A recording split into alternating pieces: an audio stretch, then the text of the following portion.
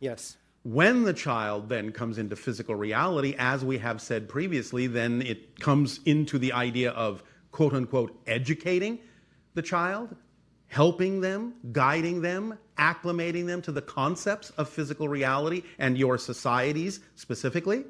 Then it's about making sure that you teach them that they are self-empowered beings, as powerful as they need to be to manifest whatever they truly need in life without having to hurt themselves or anyone else in order to do so.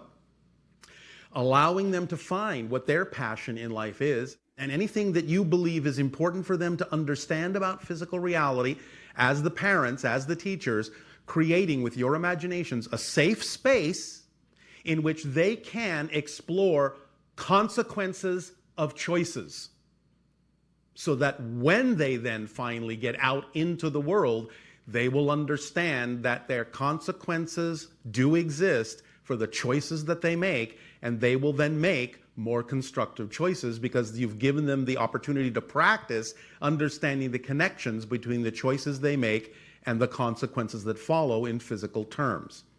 Also, whatever else that you believe they need to know to get along in your world, it would be best again to explore what it is that excites them the most, and then whatever you believe they really need to learn, adapt the lesson to their excitement. Don't try to shove their excitement into the lesson. Mm-hmm. Do you understand? Yeah. By creating interactive scenarios that seem very real for them, you will see very clearly what path they choose to follow.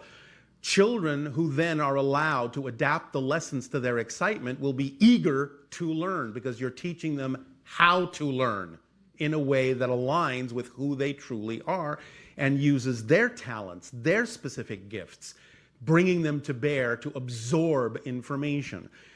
The bottom line, in a sense, about the idea of teaching information that you believe is important to teach and allowing them to retain that information is telling them stories. Story structure is the way all of you absorb information the best and retain it for the longest. That's why stories have existed on your planet for thousands upon thousands of years. Story structure is not something that you invented. Story structure is something you discovered within your consciousness, within your psyche. It's a specific pattern of consciousness and self-reflectivity that when you tell a story in a certain way with a certain kind of information that hits those story structure points, it resonates within you. It strikes a chord within you. And that allows the information to stick because they're willing to absorb it because you have hit that chord. So telling stories is very important. So tell stories that are stories of empowerment. Stories can contain the idea of what you call conflict, or at least the idea of what's going on between positive and negative belief systems, as long as they also contain the idea of transforming those things from negative to positive. Then the child will retain a very powerful instruction of how to do that in life. Great. That's what we would suggest to you.